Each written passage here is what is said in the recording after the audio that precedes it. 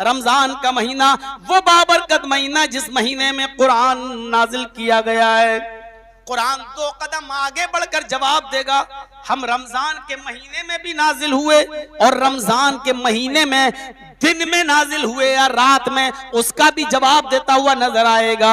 इन्ना अंज़लनाहु फी लैलतिल क़द्र, हमने इस कुरान करीम को रमजान की ताक रातों में से किसी ताक रात में शबे कद्र के अंदर हमने नाजिल किया। ये कुरान के जवाब हैं। वेद को लाने वाला नबी कौन है, खुद हिंदू भाइयों को नहीं मालूम। पूछो कि राम की जिंदगी किस किताब में मिलेगी, कहेंगे रामायण में। पूछो कृष्ण जी की जिंदगी किस किताब में मिलेगी, कहेंगे गीता में। पूछो फिर तुम्हारी आसमानी किताबें कौन है, वो कहेंगे वेद। पूछो वेद कौन नबी लेकर आया, कहेंगे नहीं मालूम। ईसाइयों को मालूम है इंजील ईसा लेकर आए, यहूदियों को मालूम है तौरात मूसा लेकर आए, मुसलमानों को मालूम है कुरान मोहम्मद पर उतरा, लेकिन हिंदू भाइयों को नहीं मालूम कि वेद किस पर उतरा है। सारी किताबें वेद वगैरह खामोश। कुरान से पूछो तू किस नबी पर उतरा, तुझे लाने वाला नबी कौन, कुरान जवाब देगा। ये हम कह रहे हैं। ईसाई कहते हैं कि इंजील ईसा पे उतरी, लेकिन इंजील में जवाब नहीं मिलेगा। पूरे इंजील में ढूंढ लो, इंजील किस पर नाजिल हुई, इंजील खामोश। तौरात में पूछ लो, तौरात तुझे लाने वाला नबी कौन, तौरात खामोश। जबूर से पूछ लो तुझे लाने वाला नबी कौन, जबूर खामोश। कुरान वेद से पूछ लो कि वेद बता तुझे लाने वाला नबी कौन, वेद खामोश। कुरान से पूछो कुरान तुझे लाने वाला नबी कौन, कुरान जवाब देगा नुज़्ज़िला अला मुहम्मद, ये कुरान मुहम्मदुर रसूलुल्लाह के क़ल्ब अथर पर नाजिल किया गया है, मुहम्मदुर रसूलुल्लाह पर उतारा गया है। ये कुरान जवाब देता हुआ नजर आएगा। और इसीलिए कुरान की वजह से हैसियतें और तब्दीलियां हो गई, हैसियतें बदल गई, मकाम बदल गए। मक्का में क्या नहीं होता था, सारी बुराइयों की जड़ थी मक्का। कुरान के आने से पहले जुआ वहां खेला जाता था, शराब वहां पी जाती थी, जिनाकारी वहां आम थी। जुए में लोग अपनी बीवियां भी हार जाते थे, अपनी बेटियां भी हार जाते थे। शराब का हाल यह था कि पैदा होते ही बच्चे को सबसे पहले शराब के कतरे उसके मुंह में डाले जाते थे। जहालत आम थी। कुरान के आने से पहले मक्का को उम्मुल खबाइस कहा जाता था, तमाम बुराइयों की मां। लेकिन जब कुरान मक्के में नाजिल हुआ मुहम्मदुर रसूलुल्लाह पर, तो कुरान की बरकत से अल्लाह रब्बुल आलमीन ने उसी मक्के को उम्मुल कुरा बना दिया, तमाम बस्तियों की मां। जो उम्मुल खबाइस था वो तमाम बस्तियों की मां बन गया। आज भी उस पर इतना अमन, इतना सुकून है कि आपका अगर 20 रियाल भी जमीन पर गिर जाए तो कोई उठाने वाला नहीं होगा, और उठा ले तो मेरे भाइयों उसको संदूक में डालना पड़ता है। क्यों मेरे भाइयों, आज वहां अमन और सुकून ही नजर आता है। इतनी शांति पैदा हो गई उस उम्मुल कुरा के अंदर, उस बस्ती के अंदर। हैसियतें बदली तो ऐसी बदली कि मक्का में जब कुरान नाजिल हुआ तो अल्लाह ने कुरान की बरकत से मक्के को उम्मुल कुरा बना दिया। कुरान जिस महीने में नाजिल हुआ, अल्लाह ने उस महीने को तमाम महीनों का सरदार बना दिया। शहरु रमजान अल्लज़ी उन्ज़िला फ़ीहिल कुरान, रमजान का महीने को इतनी इज्जत क्यों मिली? क्यों? रमजान के महीने में पढ़ी जाने वाली नफिल फर्ज के बराबर हो जाती है, और फर्ज का सवाब 70 गुना और बढ़ा दिया जाता है। ये मकाम क्यों मिला? क्यों रमजान के महीने में 1 रुपया खर्च करने का सवाब 70 रुपए के बराबर हो जाता है? आम दिनों में 1 का सवाब 10 के बराबर रहता है। रमजान में 1 नेकी का सवाब 70 गुना और उससे भी आगे अल्लाह पहुंचा देता। क्यों रमजान के महीने में ये बरकत क्यों मिली? क्योंकि इस महीने में अल्लाह ने कुरान नाजिल किया है। कुरान की बरकत से अल्लाह ने रमजान के मकाम को बढ़ा दिया है। रमजान के महीने की जिस रात में कुरान नाजिल हुआ, रमजान के महीने में जिस महीने में कुरान नाजिल हुआ, उस महीने की जिस रात में कुरान नाजिल हुआ, अल्लाह ने उस रात के मकाम को भी ये कहकर बढ़ा दिया, लैलतुल क़द्र खैरुम मिन अल्फि शहर। जिस रात में ये कुरान उतरा, उस रात की इबादत 1000 महीनों की इबादत से बढ़कर है। कुरान जो फरिश्ता नबी के ऊपर लेकर आया वो आम फरिश्ता था, लेकिन कुरान जब लेकर आया तो अल्लाह ने उसको सैयदुल मलाइका जिब्रील को तमाम फरिश्तों का सरदार बना दिया। कुरान जिस नबी के ऊपर नाजिल हुआ, अल्लाह ताला ने उस नबी को तमाम नबियों का इमाम और सैयदुल अंबिया बना दिया। देख रहे हैं कुरान की बरकत, ये कुरान की बरकत। कुरान जिस महीने में नाजिल हो वो महीना सैयद शुहूर बन जाए। कुरान जिस रात में नाजिल हो वो रात 1000 महीनों की इबादत से बढ़कर 1000 महीनों की भी इबादत से बढ़कर हो जाए। कुरान जिस फरिश्ता लेके आए वो फरिश्ता तमाम फरिश्तों का सरदार बन जाए। मेरे भाइयों, कुरान जिस नबी पर नाजिल हो वो नबी तमाम नबियों का सरदार बन जाए। ये कुरान की तालीम हासिल होती है इन इदारों में मेरे भाइयों। इसलिए कुरान जो पढ़ता है पढ़ाता वो दुनिया का सबसे अच्छा इंसान। खैरुकुम मन तअल्लमल कुरान व अल्लमा। दुनिया में सबसे बेहतर लोग वो हैं जो कुरान को सीखते हैं और जो दूसरों को सिखाते हैं। सीखने वाला भी सबसे अफजल और सिखाने वाला भी इल्म से ताल्लुक रखती है। इक़रा बिस्मि रब्बिकल्लज़ी खलक़। ऐ मोहम्मद सल्लल्लाहु अलैहि वसल्लम, पढ़िए उस रब के नाम से जिसने पैदा किया। सबसे पहले जो हुक्म दिया जा रहा है वो तालीम का, वो इल्म हासिल करने का, कि पढ़िए उस रब के नाम से जिसने इंसान को पैदा किया। खलक़ल इंसान मिन अलक़। जिसने इंसान को जमे हुए खून से, गोश्त के लोथड़े से पैदा किया। इक़रा व रब्बुकल अकरमुल्लज़ी अल्लम बिल कलम। इक़रा व रब्बुकल अकरम, पढ़िए और तेरा रब बहुत करम वाला है।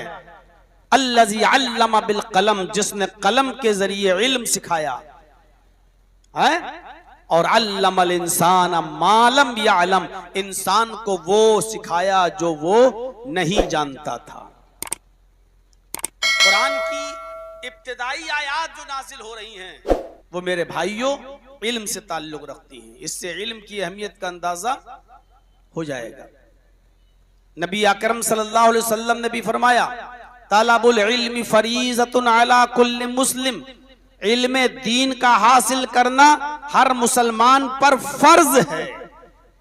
ये फर्ज किफाया नहीं, 2-4 लोगों ने पढ़ लिया और सबके जिम्मे से साकित हो गया, नहीं।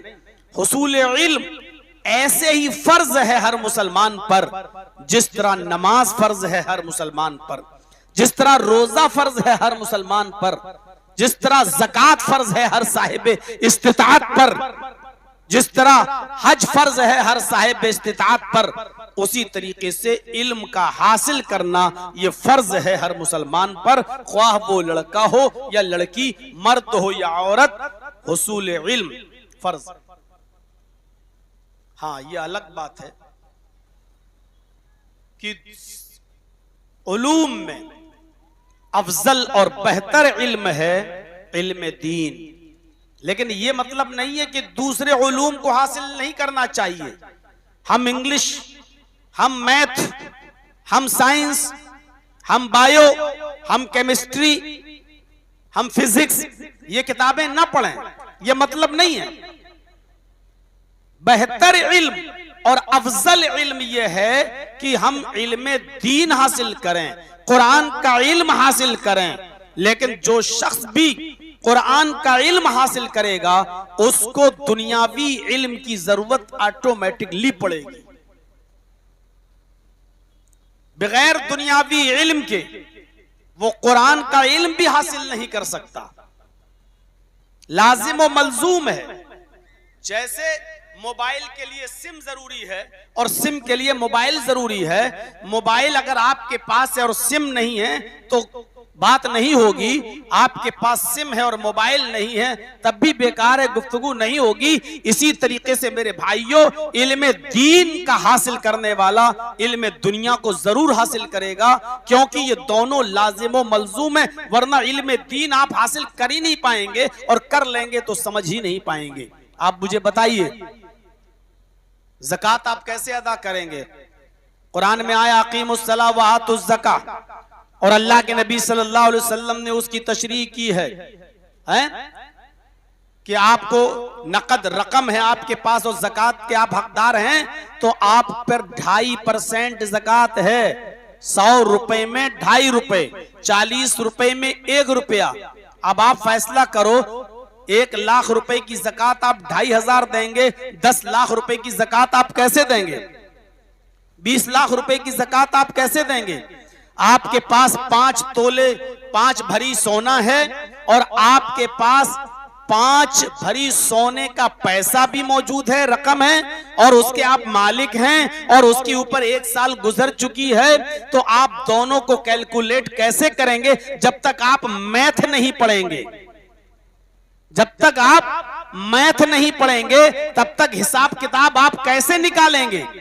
इसलिए जो इल्म दीन हासिल करेगा उसके लिए जरूरी है कि वो दुनियावी इल्म भी हासिल करे। इल्म दीन को बगैर दुनियावी इल्म के हासिल किए हुए नहीं सीखा जा सकता और समझा जा सकता है। आप मुझे बताइए, बाप मर गया, उसकी विरासत तकसीम होना है, बेटे का इतना हक, बेटी का इतना हक, जो बाप मर गया उसकी बहन जिंदा है उसका हक, बाप मर गया उसकी बीवी यानी मां मौजूद है उसका हक, किसी का 1/2, किसी का 1/4, किसी का 1/6, किसी का 1/8। आप गौर करें, ये सारी वरासतें बटों में तकसीम हो रही हैं। आप इल्मुल फराइज पढ़ेंगे, मीरास वरासत कैसे तकसीम की जाए, जब आप इसका इल्म हासिल करेंगे तो आपको दुनियावी इल्म हासिल करना ही पड़ेगा। बगैर दुनियावी इल्म हासिल किए हुए आप वरासत कैसे तकसीम कर सकते हैं? बाप ने छोड़ा तो उसकी वरासत कैसे तकसीम होगी? 1/2 कितना हुआ, 1/4 कितना हुआ, उसको स्क्वायर फीट में तकसीम किया जाए तो कितना हुआ? तो जब तक आप इल्म दुनिया हासिल नहीं करेंगे तब तक आप इल्म दीन को भी आप सही तरीके से समझ नहीं पाएंगे। और आज कुरान का इल्म वो लोग ज्यादा बेहतर अच्छी तरीके से समझते हैं जो दुनियावी इल्म हासिल किए हुए हैं। भोपाल में एक डॉक्टर है जिसका नाम, पुराना नाम डॉक्टर शिव शक्ति स्वरूप था। उसने कुरान पढ़ा और कुरान पढ़ने के बाद वो इस्लाम ले आया और आज उसका नाम इस्लामुल हक हो गया। उसकी बीवी का नाम खदीजा है और उसकी बेटी का नाम आयशा है। वो डॉक्टर MBBS MS है, सर्जन है। उसकी बीवी भी पढ़ी लिखी है, उसकी बेटी भी आयशा नाम की, उसने भी MBBS कर रखा है, अब सर्जनी MS कर रही है, वो भी सर्जन बन रही है। और वो भी आज स्कूल में कॉलेज में जाती है तो नकाब पहनकर जाती है, चेहरा छिपा कर जाती है, हाथों में ग्लव्स और पैरों में सॉक्स होते हैं।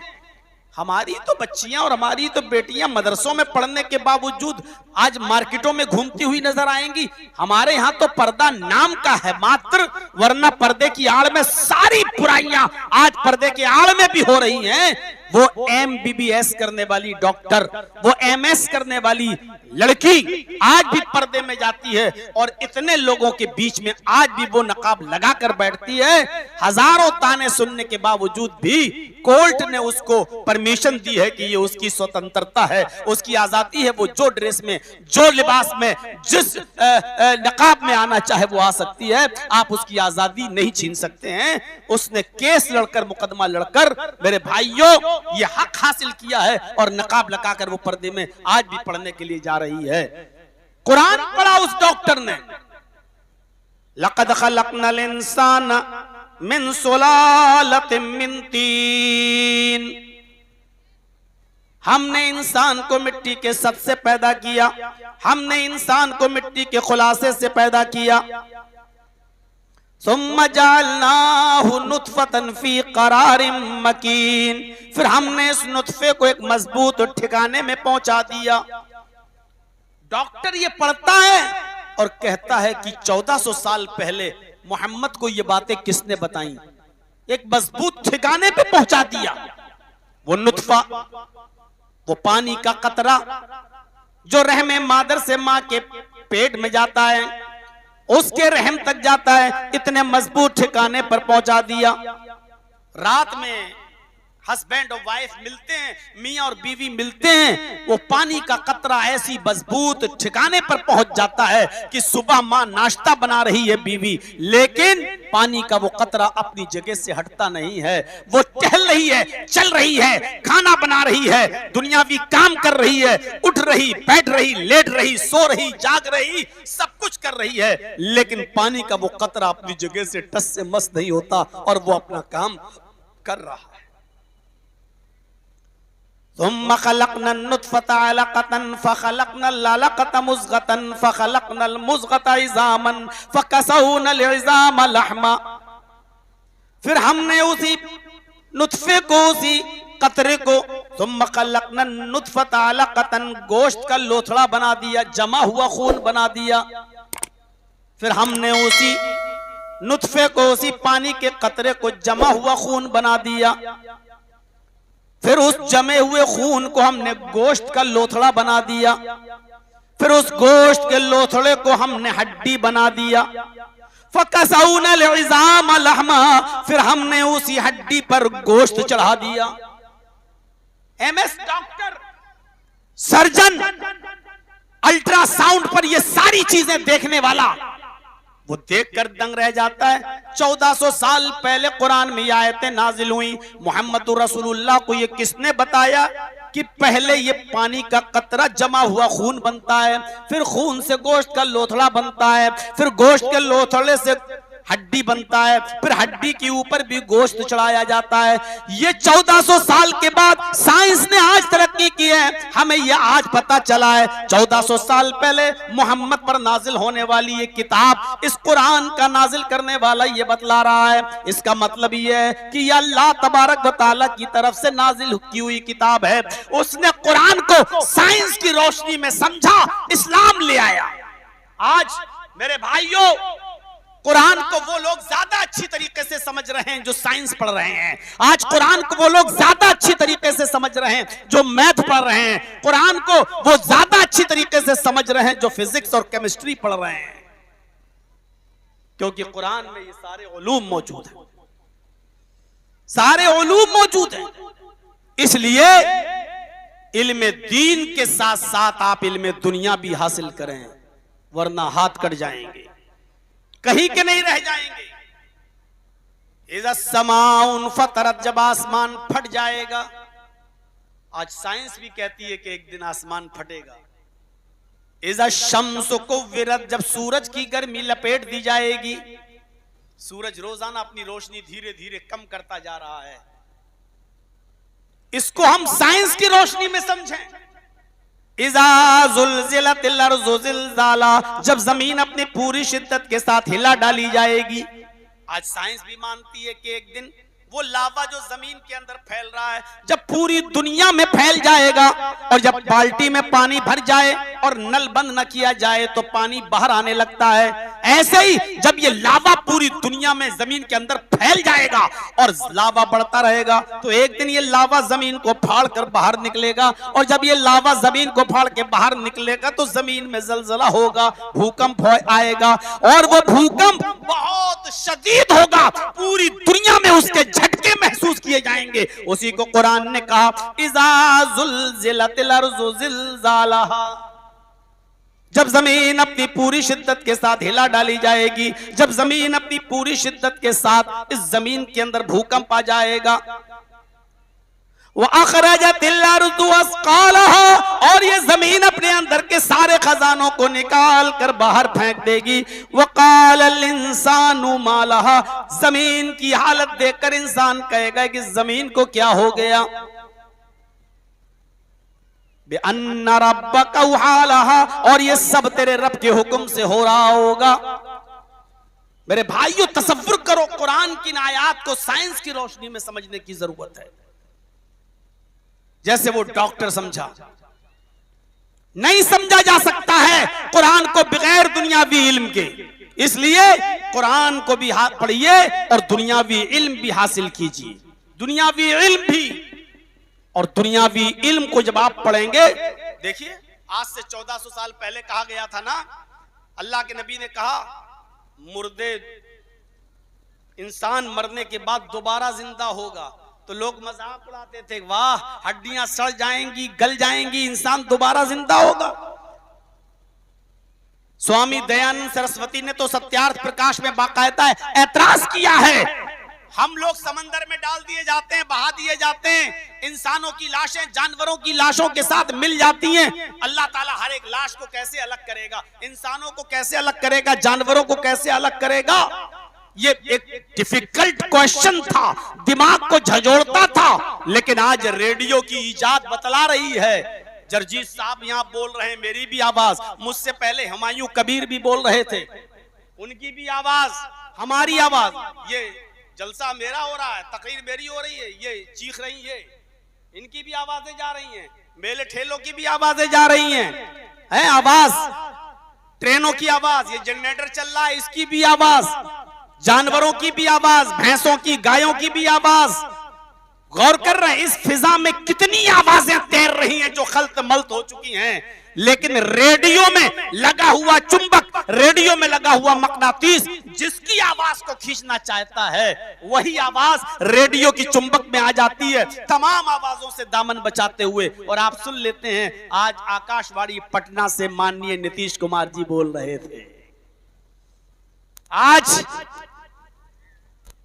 आकाशवाणी फला से मोदी जी बोल रहे थे, मोदी जी की आवाज, नीतीश जी की आवाज, शायर की आवाज, मौलाना की आवाज, रेडियो का चुंबक जिसकी आवाज को लेना चाहता, वो आवाज तमाम आवाजों से दामन बचाते हुए रेडियो में आ जाती है और आप उसी आवाज को सुन भी लेते हैं। तो क्या अल्लाह के पास ऐसी कोई मशीन नहीं होगी कि कयामत के दिन मखलूत हड्डियों में से इंसानों की हड्डियां अलग कर दे, जानवरों की हड्डियां अलग कर दे और इंसानों को दोबारा उठा दे और कहे ये तुम्हारी हड्डियां हैं, आए इंसान उठ, और वो दोबारा उठ जाए, कहे कुन और वो दोबारा जिंदा हो जाए। क्या अल्लाह के पास ऐसा कोई आला और अल्लाह के पास ऐसी कोई मशीन नहीं होगी?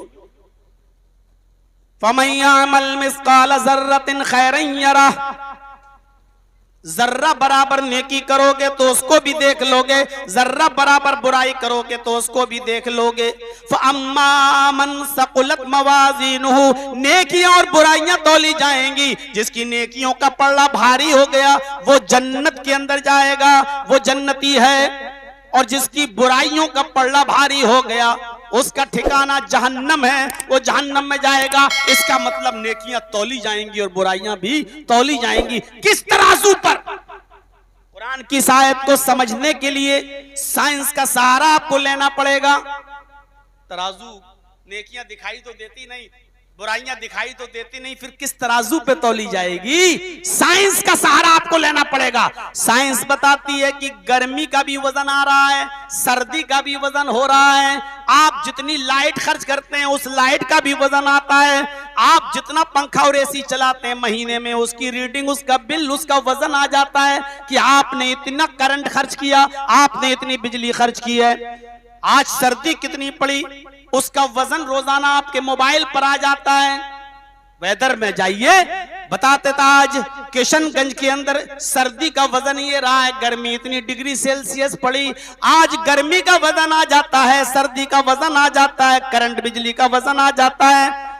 बुखार दिखाई नहीं देता, फीवर, लेकिन डॉक्टर जब थर्मामीटर लगाता है तो उसमें बुखार का वजन आ जाता है कि आपको 100 डिग्री बुखार है, 101 है, 102, 104 है, कितना है। जब ये ना देखी जाने वाली चीजों का वजन जब हो जाता है तो क्या अल्लाह रब्बुल आलमीन के पास ऐसा कोई आला नहीं, अल्लाह के पास ऐसी कोई मशीन नहीं जो नेकियां और बुराइयों को तौल कर इंसानों के सामने रख दे? इतनी नेकियां आपकी, इतनी बुराइयां की।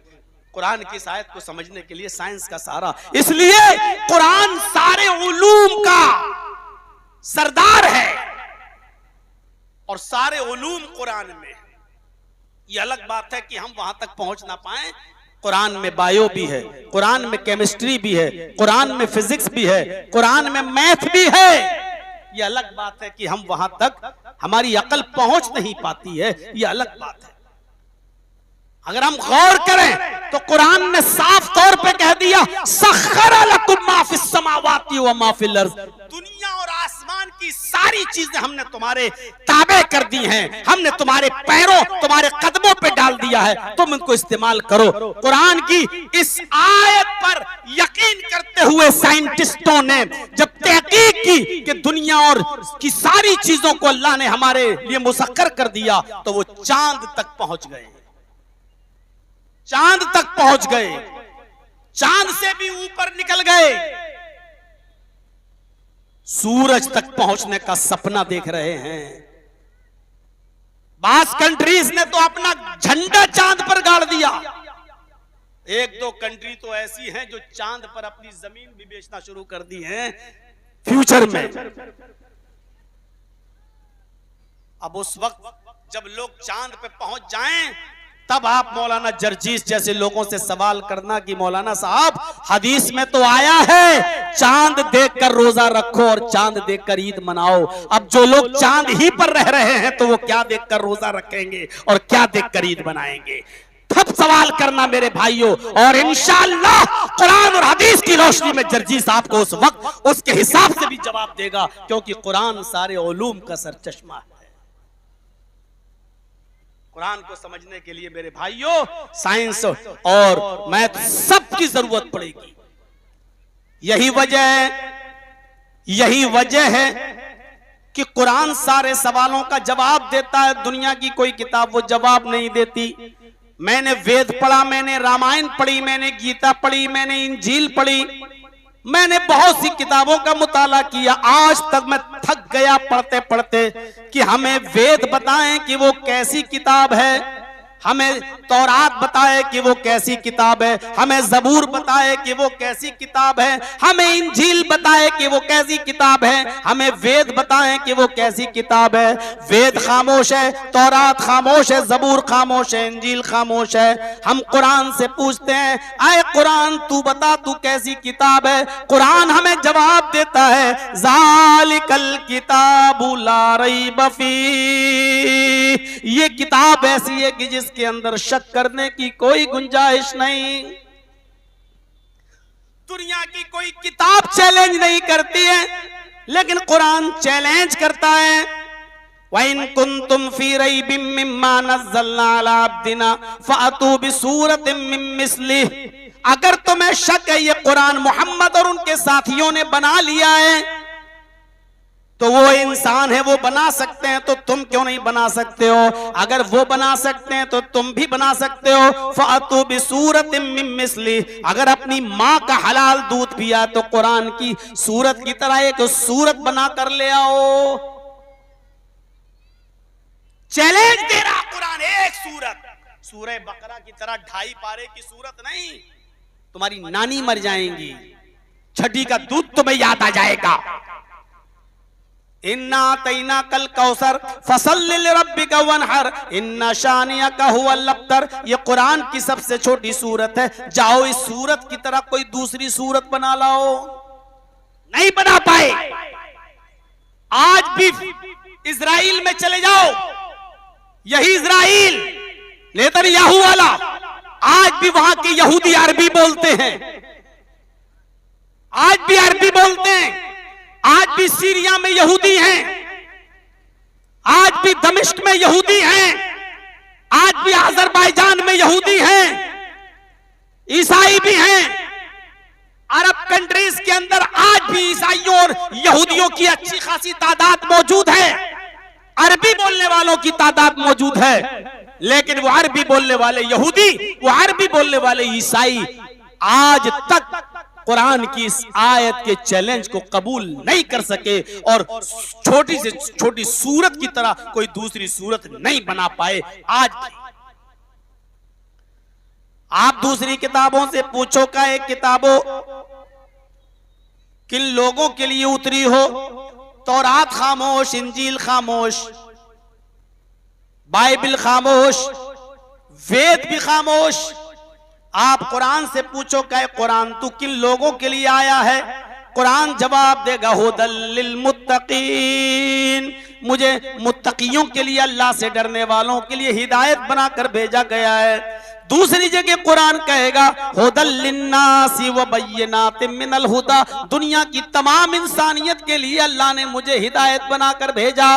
कुरान जवाब देगा दुनिया की सारी किताबें खामोश। दुनिया की और सारी किताबों से पूछो क्या है किताबों, अय तौरात बता तू किस महीने में आई, अय जबूर बता तू किस महीने में नाजिल हुई, अय इंजील तू बता कि तू किस महीने में उतरी, अय वेद, अय ऋग्वेद, यजुर्वेद, अथर्ववेद, सामवेद, तुम बताओ किस महीने में उतरे हो, किस महीने में तुम्हें लाया गया है। सारी किताबें खामोश। तौरात जवाब न देगी, वेद जवाब न देगा, इंजील खामोश नजर आएगी। कुरान से पूछो आए कुरान तुझे किस महीने में नाजिल किया गया, कुरान जवाब देता हुआ नजर आएगा। शहरु रमजान अल्लज़ी उन्ज़िला फ़ीहिल कुरान, रमजान का महीना वो बाबरकत महीना है जिस महीने के अंदर कुरान नाजिल, जिस महीने में कुरान उतरा। खलक़ल इंसान मिन अलक़ इक़रा व रब्बुकल अकरमुल्लज़ी अल्लम बिल क़लम अल्लमल इंसान मा लम यअलम। रब्बिश्रह ली सदरी व यस्सिर ली अमरी वहलुल उक़दतम मिन लिसानी यफ़क़हू क़ौली। स्टेज पर बैठे हुए मुअज़्ज़ज़ व मुअक्कर उलमाए किराम और दारुल उलूम अमन नगर गाशपाड़ा के अराकीन, मेंबरान और ज़िम्मेदारान और क़ुर्ब जवार से अतराफ़ व अकनाफ़ से तशरीफ़ लाए हुए मुअज़्ज़ज़ सामीन हज़रात और इस्लामी ख़वातीन, माँ और बहनों, नौजवानों और अज़ीज़ बच्चों,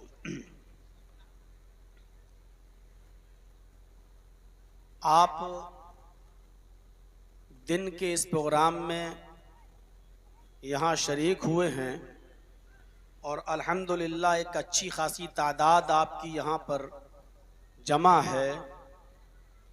ये इस बात की दलील है कि रात भर प्रोग्राम करने से बेहतर ये है कि प्रोग्राम दिन में हो और इतने लोग दिन में भी जमा हो जाएं, तो ये इस तरफ इशारा करता है कि अगर नज़्म व नस्क को कोई बदलने वाला हो तो ये आसानी के साथ बदला जा सकता है।